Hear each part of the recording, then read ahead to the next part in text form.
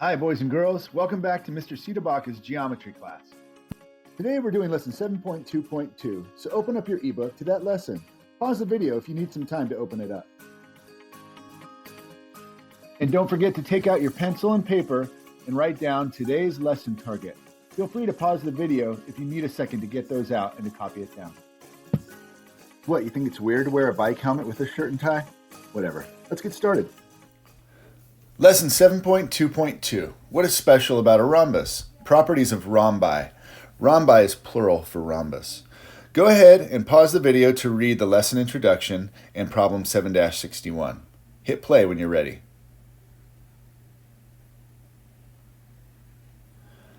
Okay, so today we are going to go through the explore, conjecture, prove process to identify special properties of a rhombus. So 761A, draw a rhombus like the one at right on your paper. Mark the side lengths equal. Why do we mark the side lengths of a rhombus equal? Well, if we look at our Chapter 1 Shapes toolkit, we can see that the definition of a rhombus states that it's a quadrilateral with all sides of equal or congruent length. So let's go ahead and add that to our toolkit. Remember, if you don't have a toolkit, that's okay. If you didn't print this, just make sure you're copying these things down somewhere in your notes. Okay, so a quadrilateral with 4 congruent sides. Let's add this to our shape by placing tick marks on each side. There we go. So there is our rhombus. Let's go ahead and add that to this shape up here. Letter B, conjecture. What else might be special about the sides of a rhombus? Write a conjecture. Okay, just take a moment, hit pause, and write down anything else you think might be true about the sides of a rhombus.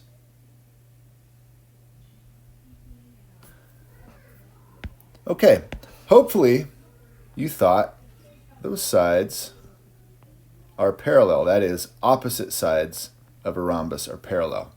Again, that is a conjecture. We haven't proven it yet. And letter C involves proving that conjecture. So I'm going to erase those arrows because we haven't necessarily proven it yet. So how are we going to do this? If you haven't read letter C, hit pause, read it, and then do what it asks you to do. Come back when you're ready.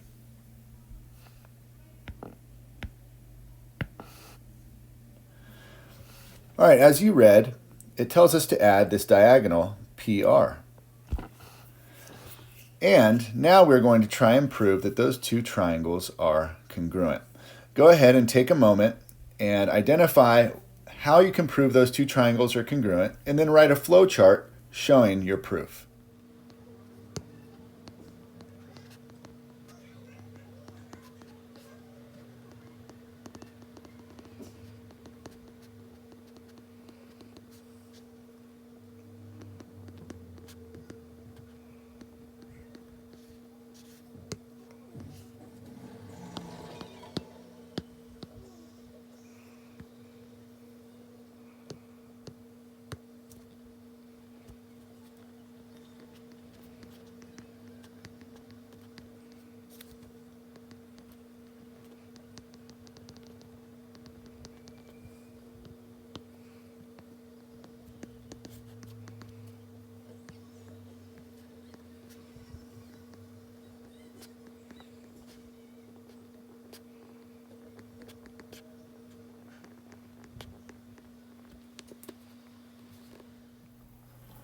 Here we have a completed flowchart showing that the two triangles are congruent by side-side-side congruence. Go ahead and read part D if you have not yet. Hit play when you're ready. So part D asks us, how can these triangles help prove our conjecture from part B? If you don't remember, our conjecture in part B was that opposite sides of a rhombus are parallel to each other. Now, I drew the arrows there just to show you our conjecture, but I'm going to erase them because we have not yet proven this to be true. It's just something we think is true. But part D involves proving that. And so what it tells us to do is to extend our flowchart to convince others that that conjecture is actually true. So let's do that. So when we first finished this flowchart, our conclusion was that triangles are congruent. But now we're going to make that our condition, and we're going to say if those triangles are congruent, then what else must be true? Well, I wish I could just say, well, then the opposite sides are parallel, but we can't right now. And so what I want you to do right now is to pause the video and take a moment to research how do we prove lines are parallel. I'm going to give you a hint. It involves angles. It involves angles and angle relationships.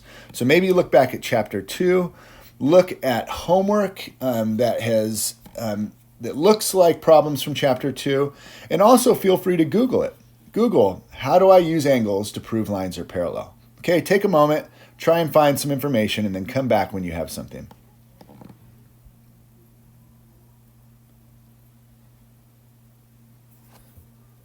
Okay, so hopefully you found that if angles like alternate interior angles are congruent, then lines are parallel. That's called the alternate interior angle converse. And do we know that those two angles are congruent? Well, yes, we do, because the triangles are congruent. So we're going to say if those triangles are congruent, then angle QPR is congruent to angle SRP. Why?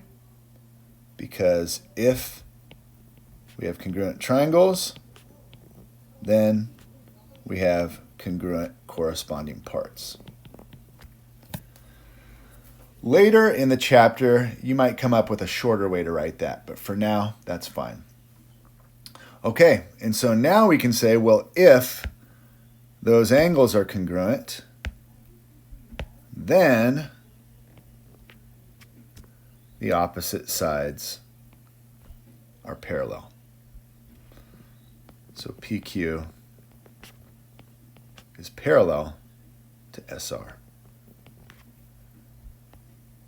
And that's because of the alternate interior angles converse, which basically just says if alternate interior angles are congruent, then lines are parallel. If you are confused about that, make a note, and that would be a good thing to bring up when you check in with your teacher. Okay, we proved that two sides are parallel, but we didn't prove the other two are parallel.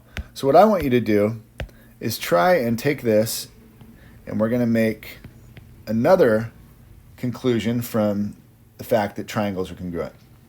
Try and finish that flowchart to prove that the other sides are parallel. Hit pause and then play when you're ready.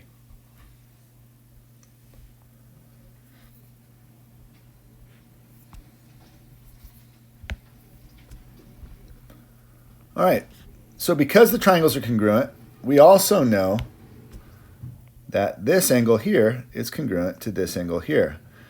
Now I'm going to mark all four of these angles congruent because those are congruent isosceles triangles. And in an isosceles triangle, base angles are congruent.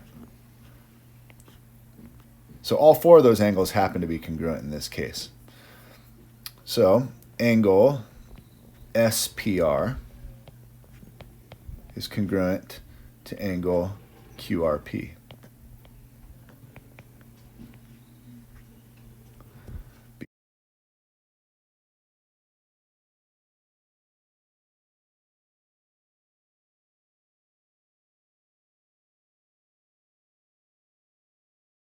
That super fast.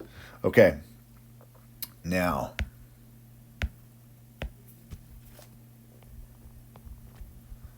if those angles are congruent, then side PS is parallel to side RQ. Why? Same reason. Let's try this again. Let's see if I can do it more quickly.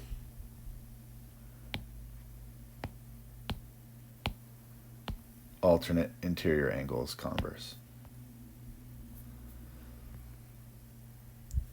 All right, so I can add that to our rhombus. We're now going to add what we just proved is true about a rhombus to our toolkit. We proved that opposite sides are parallel to each other. Now when we write this, we're not going to write opposite sides are parallel. We're actually going to write that a rhombus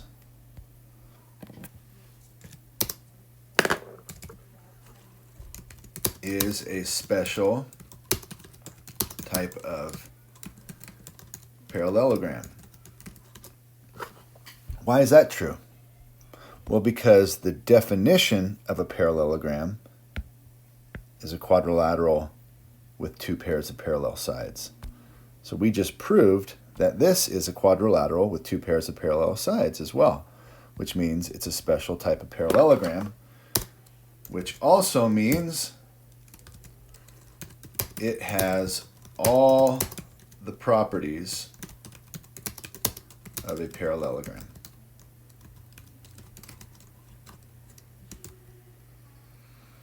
So we're not going to copy these properties up here. But what this means is that whatever we write up there is true down here as well.